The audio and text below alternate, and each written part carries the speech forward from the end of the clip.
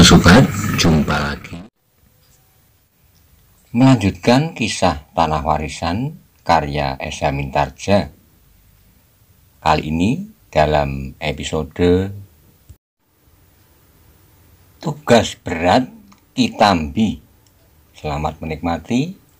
Salam budaya. Monggo kula aturi subscribe, like, komen, soho share. Matur nuwun.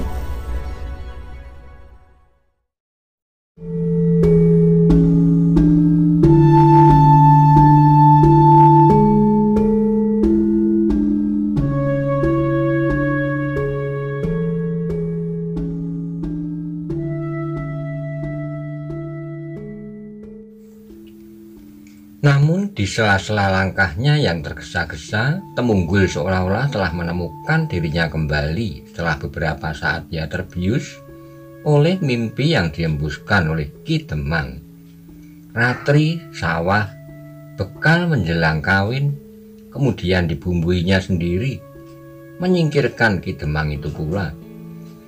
Aku wajib mengucap syukur, desisnya, bahwa aku belum terjerumus ke dalam jurang yang mengerikan itu. Namun Temunggul menjadi ragu-ragu. Apakah aku harus memberitahukannya sama sekali? Tapi Temunggul itu menggeleng. Belum waktunya.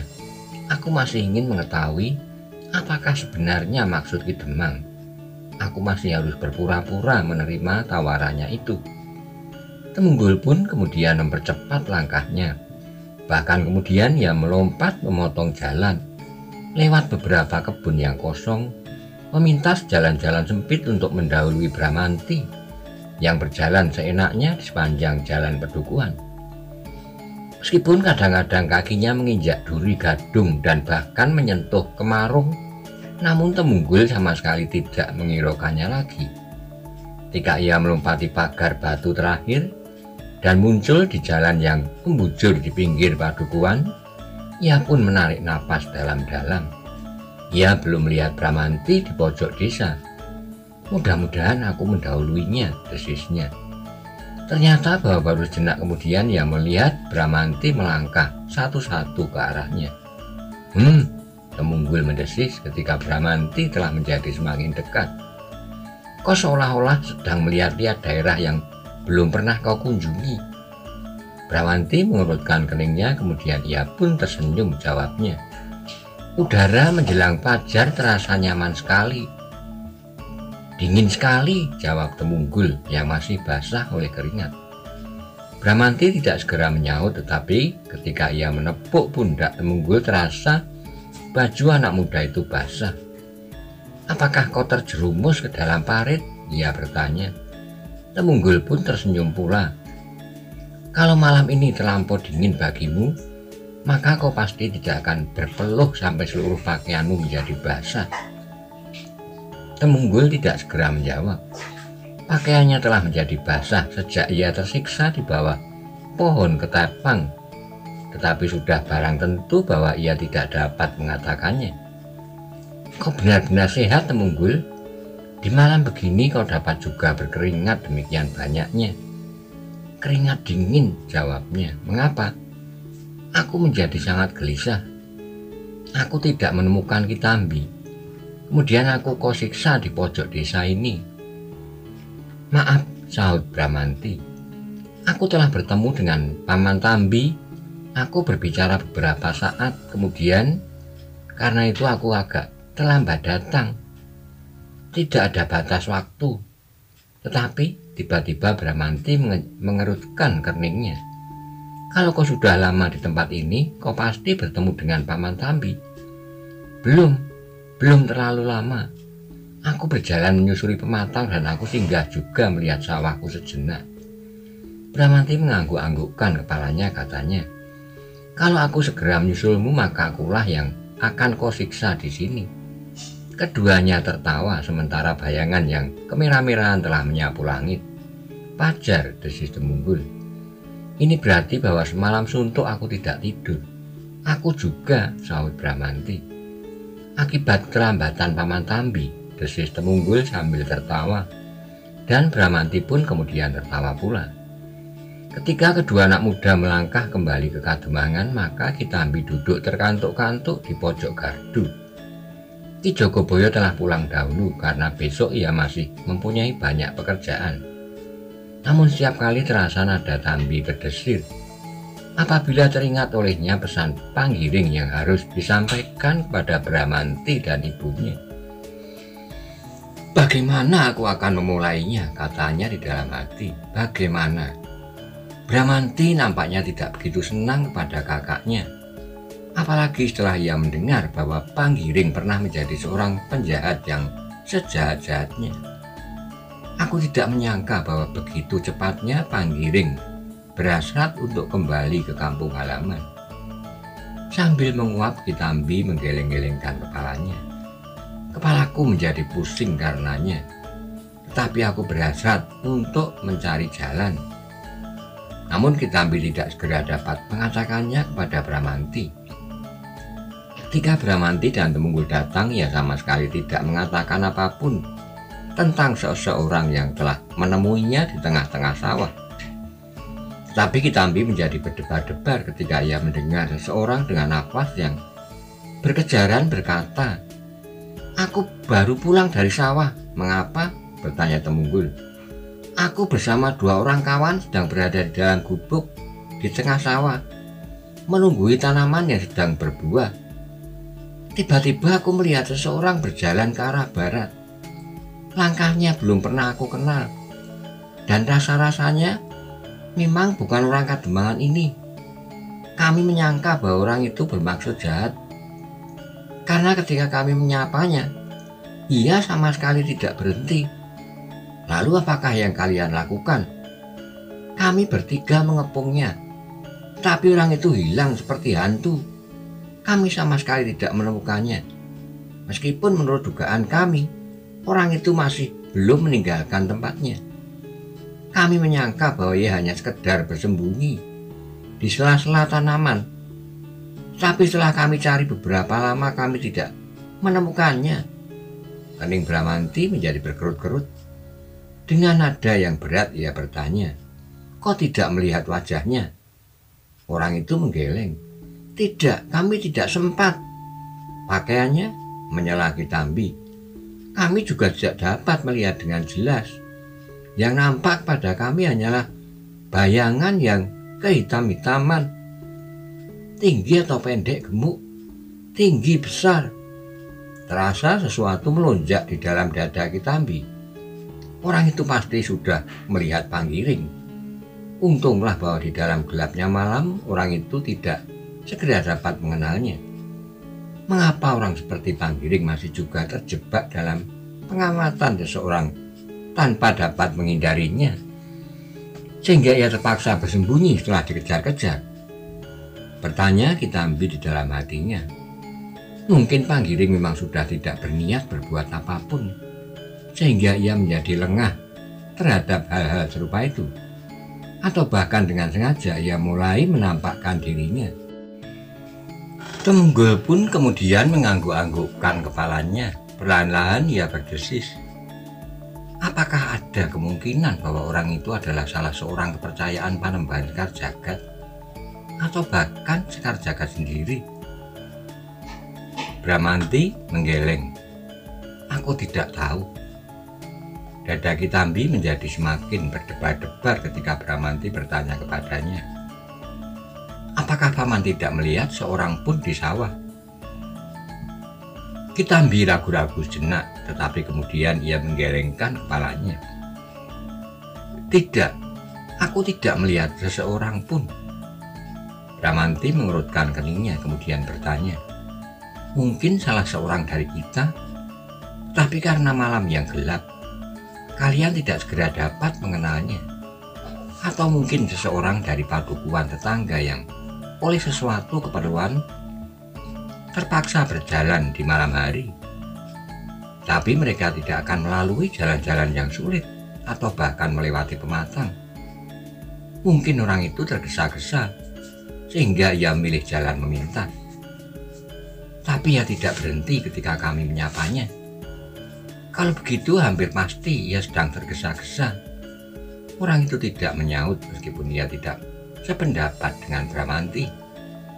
"Jangan cemas, tidak ada apa-apa," berkata Bramanti kemudian. "Kalau ia orang jahat, ia tidak akan lari atau bersembunyi. Kalian pasti sudah diganggunya." Tetapi ternyata orang itu tidak berbuat demikian. Orang itu mengangguk-anggukkan kepalanya pula. Memang ia sama sekali tidak diganggu. Orang itu hanya bersembunyi sedemikian baiknya, sehingga seolah-olah telah menghilang begitu saja di bawah angin malam yang dingin. Tetapi kalau orang itu orang baik, mengapa ia harus bersembunyi? Namun demikian orang itu masih saja berdiam diri sambil mengangguk-anggukkan kepalanya. Ia berusaha untuk mengerti dan menahan pertanyaan-pertanyaan di dalam hati. "Pulanglah," berkata Bramanti. "Tidak ada apa-apa yang dapat mencemaskan kita semua." Sekali lagi orang itu mengangguk-anggukkan kepalanya. Meskipun demikian, ketika ia keluar dari halaman Kademangan, hatinya masih tetap berdebar-debar. Ia tidak dapat menahan dirinya untuk diam. Karena itu maka bersamaan dengan terbitnya matahari, cerita orang itu telah tersebar dari segala mulut ke segala telinga orang-orang padukuhan itu. "Apakah Panembahan Sekar Jagad sudah akan mulai?" bertanya seseorang. Yang lain hanya menggelengkan kepalanya. "Entahlah, tetapi kita sekarang sudah punya putut sabuk tampar. Kita sudah tidak takut lagi kepada Panembahan Sekar Jagad. Tetapi bagaimana kalau Panembahan Sekar Jagad datang bersama orang-orangnya yang buas dan liar? Anak-anak muda kita sudah tidak tidur lagi. Tiap hari mereka mendapat petunjuk dan latihan dari Kitambi dan bahkan dari Bramanti sendiri. Pada saatnya kita pasti sudah siap untuk melawan. Bahkan kami laki-laki yang sudah melampaui masa-masa muda kami pun akan mendapat kesempatan untuk memperdalam ilmu bela diri. Setiap saat diperlukan, kami dapat membantu menurut kekuatan dan kemampuan kami." Kawannya berbicara mengangguk-anggukkan kepalanya. Namun ia tidak dapat melepaskan diri dari kecemasan yang mencekam jantungnya. Di halaman Kademangan anak-anak muda yang bertugas malam, satu-satu telah meninggalkan halaman. Ada di antara mereka yang sama sekali tidak dapat tidur sekejap pun. Tapi ada pula yang sama sekali tidak berhasil membuka matanya. Sejak ia baring di pendopo, langsung ia tidur nyenyak sampai ayam jantan berkokok di pagi hari. Namun Kitambi, Bramanti, dan Temungul masih juga duduk di tangga pendopo. Mereka lagi asik membicarakan orang yang dilihat oleh 3 orang yang sedang berada di dalam gubuk di tengah-tengah sawah menunggui tanamannya. "Berita itu tidak boleh mencemaskan rakyat Kademangan ini," berkata Bramanti. "Meskipun kita tidak dapat tinggal diam, tetapi apa yang kita lakukan jangan langsung dapat dilihat orang, supaya mereka tidak menjadi ketakutan dan kehilangan ketentraman." Kitambi dan Temungul mengangguk-anggukkan kepalanya. "Kita harus membentuk kelompok kecil di antara mereka yang dapat dipercaya. Mereka akan menjadi pengawas khusus di malam hari. Mereka akan berada di sawah-sawah dan pategalan. Tapi mereka harus diperlengkapi dengan alat yang dapat mereka pakai untuk mengirim tanda-tanda," berkata Temungul kemudian. "Apabila benar orang itu salah seorang dari Panembahan Sekar Jagad atau bahkan Sekar Jagad sendiri, maka anak-anak itu tidak akan berarti apa-apa baginya." "Tentu," sahut Bramanti, "mereka harus membawa alat-alat serupa itu." Mereka pun kemudian bersepakat untuk melakukan pengawasan langsung di tempat-tempat terbuka. Karena menurut tangkapan mereka, agaknya orang yang menyampaikan kabar itu bukanlah orang yang ingin membuat persoalan saja. "Nah," berkata Bramanti, "aku sekarang akan pulang dulu." "Aku juga," sahut Kitambi. "Baiklah," berkata Temungul, "aku akan tinggal di sini sebentar sambil menunggu anak-anak yang harus berada di sini di siang hari." Bramanti pun kemudian meninggalkan Kademangan itu bersama Ki Tambi. Namun mereka itu pun kemudian berpisah menurut jalan ke rumah masing-masing. Sementara itu Temunggul masih duduk di tangga Kademangan. Sambil bersungguh-sungguh ia menunggu anak-anak muda yang seharusnya berjaga-jaga di siang hari. Tetapi seperti biasanya mereka tidak dapat datang tepat pada waktunya. Tidak seperti apabila mereka bertugas di malam hari. Temunggul terkejut ketika ia mendengar pintu peringgitan bergerit. Dengan serta-merta ia memalingkan wajahnya dan dilihatnya sebuah kepala tersembul di antara pintu yang belum terbuka sepenuhnya itu. "Oh, Ki Demang," desis Temunggul. "Dengan siapa kau, Temunggul?" bertanya Ki Demang. "Sendiri," Ki Demang seolah-olah tidak percaya kepada jawaban itu. Dengan nanar diedarkannya tatapan matanya berkeliling. Namun ia memang tidak melihat seseorang pun di halaman itu selain Temunggul. Perlahan-lahan Ki Demang melangkah keluar peringgitan. Dengan hati-hati ia berjalan mendekati Temunggul. Meskipun rumah itu adalah rumahnya, tapi nampaknya Ki Demang seperti orang asing. "Duduk sajalah," berkata Ki Demang ketika ia melihat Temunggul berdiri. "Aku pun akan duduk di situ." Temunggul pun duduk kembali di sampingnya. Ki Demang meletakkan dirinya sambil berdesak. "Apa kabar, Temunggul?" Temunggul menggelengkan kepalanya. "Aku belum mendapat kesempatan, Ki Demang." "Kau tidak berusaha?" "Aku sudah berusaha. Bahkan aku kini membawa pisau di bawah bajuku. Kalau aku mempergunakan pedangku, sebelum aku sempat mencabutnya, leherku pasti sudah disobek oleh pedang pendek itu. Tetapi pisau ini pasti tidak akan diduganya sama sekali.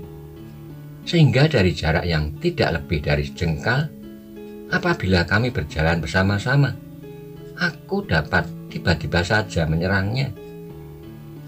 Ki Demang menarik napas dalam-dalam sambil mengangguk-anggukkan kepalanya. Ia berkata, Ya, tapi jangan terlampau lama.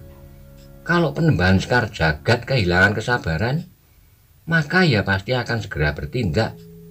Dada Temunggul berdesir mendengar kata-kata Ki Demang itu. Sekilas terbayang sebuah bayangan hitam yang tinggi dan besar, berjalan di pematang seperti yang dikatakan oleh orang yang melihatnya. Apakah bayangan itu benar-benar Panembahan Sekar Jagad? Ia bertanya di dalam dirinya. "Temunggul," berkata Ki Demang, "harus ada seorang yang bersedia berkorban untuk kepentingan Kademangan ini, tanpa mementingkan diri sendiri. Persahabatan dan kawan baik yang bagaimanapun juga harus dilupakan. Mungkin kau ragu-ragu karena kau merasa berhutang budi kepada Bramanti. Bramanti memang anak yang baik. Ia tidak membalas sakit hatinya kepadamu, meskipun ia pernah kau perlakukan dengan kasar. Tapi Bramanti terlampau bodoh. Kebodohannya itulah yang berbahaya bagi Kademangan ini. Kebodohan dan kesombongannya itulah yang harus disingkirkan." Temunggul tidak menyaut. "Menurut penilaianku, kau adalah seorang yang lebih baik, yang mementingkan Kademangan ini di atas segala-galanya. Selain kau juga akan menemukan kembali gadismu yang kini agaknya semakin dekat dengan Bramanti." Temunggul menarik napas dalam-dalam. Seperti keraguan-raguan telah merambat lagi di hatinya. Setiap kali terbayang olehnya Ratri, maka setiap kali dadanya berdesir. Tapi Temunggul itu pun kemudian mengatupkan giginya rapat-rapat. "Aku tidak boleh hanyut oleh kata-katanya," katanya dalam hati. "Aku harus yakin bahwa Ki Demang mempunyai maksud-maksud tertentu. Aku hanya sekedar menjadi alatnya. Apabila sudah tidak diperlukan lagi, biasanya alat-alat itu akan disingkirkannya pula. Demikian juga dengan aku nanti." Temunggul berhenti berangan-angan ketika ia mendengar Ki Demang berkata lagi, "Apakah kau dapat berkata? Apakah kau dapat mengerti, Temunggul?" Temunggul mengangguk-anggukkan kepalanya. "Ya, Ki Demang. Nah, karena itu jangan menunda-nunda terlampau lama. Lakukanlah pada kesempatan yang pertama. Ya Ki Demang, tetapi untuk mendapatkan kesempatan itu, aku agaknya menemui kesulitan. Ah, Ki Demang berdesah. Meskipun kau tidak dapat disejajarkan dengan Bramanti, apabila kau harus melawannya beradu dada, namun kau bukan seorang yang tidak berilmu sama sekali, Temunggul. Ingat, kau adalah pemimpin pengawal Kademangan ini. Itu harus kau sadari. Temunggul mengangguk-anggukkan kepalanya. Nasib Kademangan ini memang sebagian tergantung di tanganmu, Temunggul. Temunggul masih mengangguk-anggukkan kepalanya. Nah itu kawan-kawanmu datang, desis Ki Demang. Temunggul mengangkat kepalanya. Dilihatnya dua orang anak-anak muda memasuki regol Kademangan. Aku akan masuk, berkata Ki Demang. Mengapa? Mengapa Ki Demang akhir-akhir ini nampaknya agak berubah? Bertanya Temunggul tiba-tiba. Tentu, jawab Ki Demang. Orang-orang Kademangan ini sudah tidak mendengarkan kata-kataku lagi. Sedang aku selama ini selalu prihatin. Bagaimana mungkin aku dapat menyelamatkan Kademangan ini dari kehancuran mutlak? Temunggul tidak menyaut. Pikirkanlah, Temunggul, ingat jangan menunda-nunda waktu sampai terlambat. Tidak akan ada gunanya lagi, kau dengar. Dan kau pun pasti sudah kehilangan gadis itu. Ya, Ki Demang. Ki Demang menepuk bahu Temunggul sambil berdiri. Kaulah satu-satunya orang yang aku harapkan kelak. Temunggul tidak menjawab. Dipandangnya langkah Ki Demang satu-satu melintas ke pendopo, kemudian hilang di balik pintu. Aku tidak tahu maksudnya, desisnya. Apakah Ki Demang takut bahwa pada suatu saat Bramanti akan mendesak kedudukannya? Temunggul mengerutkan keningnya. Oh tentu, ayah Bramanti adalah Demang Candisari. Karena itu maka ia berhak atas jabatan itu. Temunggul menarik napas dalam-dalam. Mungkin inilah sebabnya. Tapi ketika ia berdiri teringatlah olehnya sesuatu sehingga ia menggelengkan kepalanya. Oh bukan, bukan ayah Bramanti tapi ayah Panggiring. Ayah Panggiringlah yang pernah menjadi Demang di Candisari. Akhirnya Temunggul menuruni tangga pendopo itu sambil berdesak di dalam hatinya. Aku harus mengerti latar belakang dari tindakan Ki Demang. Seharusnya ia memanfaatkan keunggulan Bramanti untuk kepentingan Kademangan ini, bukan sebaliknya. Temunggul pun kemudian melangkah ke regol halaman. Kedua anak-anak muda yang baru datang itu pun sudah duduk dalam gardu. Kalian baru datang? Bertanya Temunggul. Ya, jawab salah seorang dari mereka. Semalam suntuk aku di sini tanpa tidur sekejap pun. Aku menunggu kalian. Keduanya tersenyum. Salah seorang daripadanya menjawab. Aku terlambat bangun. Aku pun hampir semalaman tidak tidur. Mengapa? Kakak perempuanku melahirkan semalam. Oh, Temunggul mengangguk-anggukkan kepalanya. Baik-baik semuanya. Ya, semuanya selamat. Syukurlah. Sekarang aku akan pulang, mandi dan tidur. Baiklah, jawab yang lain. Tetapi begitu kau pulang, aku pasti akan sendiri sebelum kawan-kawan yang lain datang. Anak ini sebentar lagi akan segera mendekur. Temunggul tersenyum, katanya. Sebentar lagi mereka akan datang, mungkin juga Ki Jogoboyo. Temunggul pun kemudian meninggalkan halaman Kademangan itu, langsung pulang ke rumahnya. Sementara itu di rumahnya Ki Tambi berbaring di amben bambu. Tetapi meskipun semalam suntuk ia tidak dapat tidur, namun sama sekali matanya tidak mau terpejam. Yang selalu terlintas di dalam kepalanya adalah pertemuannya dengan Panggiring. Pesan orang itu yang harus disampaikannya kepada keluarganya. Aku harus mendapat kesempatan sebaik-baiknya, desisnya. Namun kemudian, tetapi aku tidak dapat menunggu terlalu lama. Apabila pada suatu ketika seseorang dapat mengenali wajah Panggiring dan bahkan menjadi salah paham, maka semuanya akan menjadi semakin kisruh. Ki Tambi menarik napasnya dalam-dalam. Tanpa sadarnya ia meraba kantong ikat pinggang kulitnya. Diambilnya sebuah lencana bergambar sebuah candi. Lencana Panggiring yang mengerikan di pesisir utara. Tapi beberapa saat yang lampau, ternyata Panggiring sudah lenyap dari dunianya. Diketahui atau tidak diketahui oleh orang-orangnya, namun pada suatu saat mereka akan segera menyadari bahwa Panggiring sudah tidak ada lagi di antara mereka.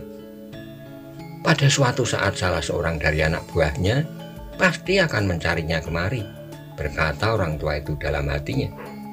Sebab ada di antara mereka yang mengetahui bahwa Panggiring berasal dari Kademangan ini. Semuanya harus segera aku lakukan, desis Kitambi. Tiba-tiba Kitambi itu pun bangkit dari pembaringannya dengan tergesa-gesa. Ia pergi ke sumur mencuci mukanya. Setelah membenahi pakaiannya, maka ia pun segera melangkah keluar rumahnya sambil menyambar senjatanya. Sebaiknya aku menemui Nyai Purwito dahulu. Aku harus memberitahukan kepadanya bahwa anak-anaknya telah berada di daerah ini, meskipun belum bersedia menampakkan dirinya karena berbagai pertimbangan. Kitambi pun kemudian melangkahkan kakinya di sepanjang jalan Kedukuhan dengan kepala tunduk. Ia masih mereka-reka kalimat yang akan diucapkannya di hadapan Ibu Panggiring nanti. Bagaimana kalau Bramanti ada di rumah pula? Ia bertanya kepada dirinya sendiri. Terpaksa tertunda lagi, tapi aku harus mendapatkan kesempatan itu. Ketika sampai di regol rumah Bramanti, ia menjadi ragu-ragu sejenak, tapi akhirnya ia melompati telundak pintu regol yang sudah terbuka.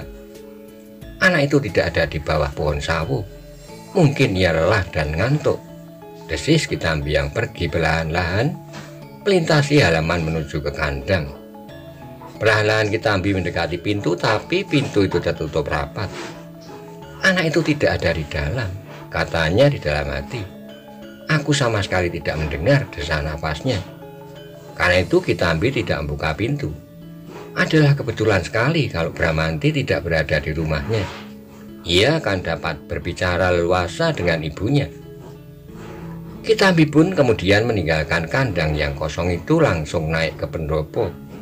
Dikentuknya pintu peringgitan beberapa kali. Tapi Kitambi menjadi kecewa yang didengarnya suara Bramanti menyapa. Siapa?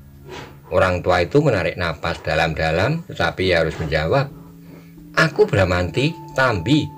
Oh, dengan tergesa-gesa Bramanti melangkah, langsung membuka pintu.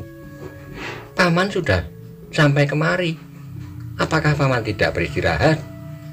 Masih terlampau pagi untuk tidur, jawab Tambi sekenanya saja. Apakah ada sesuatu yang penting untuk segera dibicarakan?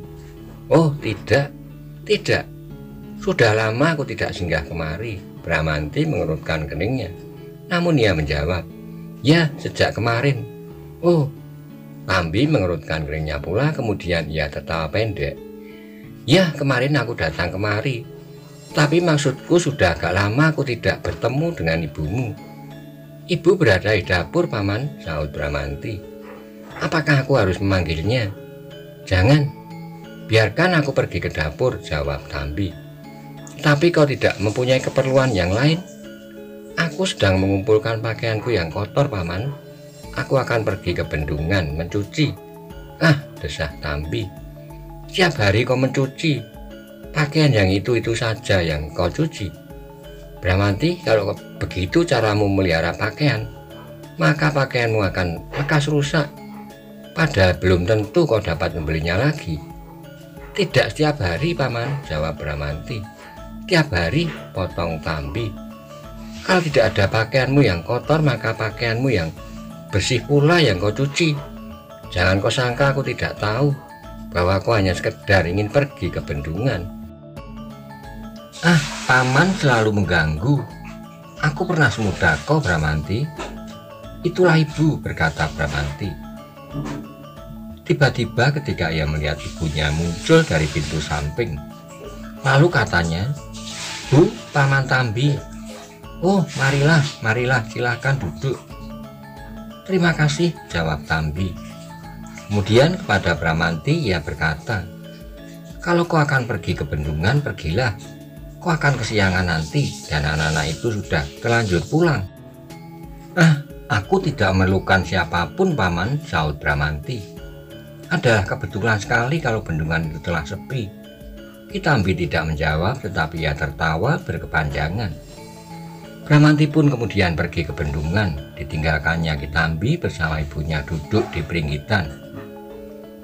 Lama kita tidak saling berbincang tentang apa-apa saja, berkata Kitambi. Aku sudah terlampau biasa hidup seorang diri, desis Nyi Pruwito. Karena itu aku sama sekali sudah tidak mengenal kesepian lagi. Tapi sekarang semua itu akan segera berubah. Mengapa? Ternyata Bramanti berhasil menumbuhkan kepercayaan rakyat Candisari kepada keluarga ini. Nyai Pruwito mengangguk-anggukkan kepalanya. Ya, aku memang merasakan. Lambat laun, sikap orang-orang di sekitar rumah ini telah berubah. Bersyukurlah karena Nyai mempunyai anak seperti Bramanti. Ia adalah anak muda yang mengagumkan, bahkan hampir-hampir sempurna. Ia adalah seorang yang luar biasa, mumpuni dalam olah kanuragan, namun kelebihan yang lain, anak itu rendah hati. Ibu Bramanti mengangguk-anggukkan kepalanya. Terasa kebanggaan di dalam dadanya mengembang, jawabnya. Mudah-mudahan keluarga kami tidak semakin tenggelam. Tentu tidak. Aku pasti Kademangan ini pada suatu saat pasti menggantungkan diri kepada perlindungannya.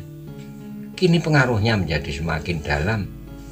Meskipun Bramanti sendiri sama sekali tidak berhasrat mendesak kedudukan siapapun. Tentu Bramanti tidak ingin kedudukan apapun. Aku selalu berpesan kepadanya, jangan mengecewakan apalagi merugikan orang lain. Seseorang dapat saja mendorong dirinya sendiri untuk maju di dalam segala bidang, tapi ia jangan mengorbankan orang lain untuk kepentingan itu. Kitambi mengangguk-anggukkan kepalanya, dan Bramanti selalu mematuhi pesan-pesan itu. Kitambi berhenti sejenak lalu. Kini Bramanti sedang memilih beberapa anak-anak muda yang terbaik, termasuk Temunggul, untuk diajarnya memimpin para pengawal, membela diri mereka sendiri dan Kademangan ini. Setiap kali mereka berada di Kademangan, maka meskipun hanya sebentar, mereka memerlukan waktu. Di halaman belakang yang terpisah mereka berlatih sebaik-baiknya. Perempuan itu mengangguk-anggukkan kepalanya, kembali kenangan lamanya membayang di pelupuk matanya. Di halaman rumah ini pun dahuluan anak muda selalu berkumpul, melatih diri dan olah kanuragan.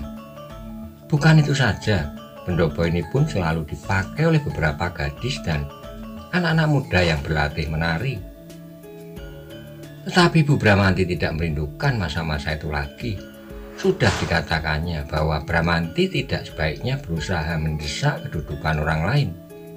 Ia dapat berbuat baik tanpa kedudukan apapun, dan namanya dapat dikenal oleh setiap orang Candisari tanpa menjadi bebau Kademangan yang manapun. Sementara itu Kitambi masih saja mengangguk-angguk meskipun kepalanya kini tertunduk. Hatinya terasa menjadi semakin berdebar-debar. Ia sedang mencari kesempatan untuk mengatakan pesan panggiring kepada perempuan itu. Kitambi, berkatanya Pruwito kemudian, aku juga menitipkan anak itu kepadamu. Bukankah kau sering berada bersamanya di Kademangan? Ia harus tetap menjadi anak yang baik, apapun yang pernah dilakukannya. Tentu. Kitambi tergagap, namun kemudian ia tertunduk lagi sambil mengangguk-angguk. Tetapi Kitambi merasa bahwa ia tidak akan dapat berbuat serupa itu untuk seterusnya. Ia harus mengatakannya lambat laun atau cepat. Nyai, akhirnya dipaksanya juga mulutnya berbicara. Ternyata Bramanti telah membuat hati setiap orang berbangga.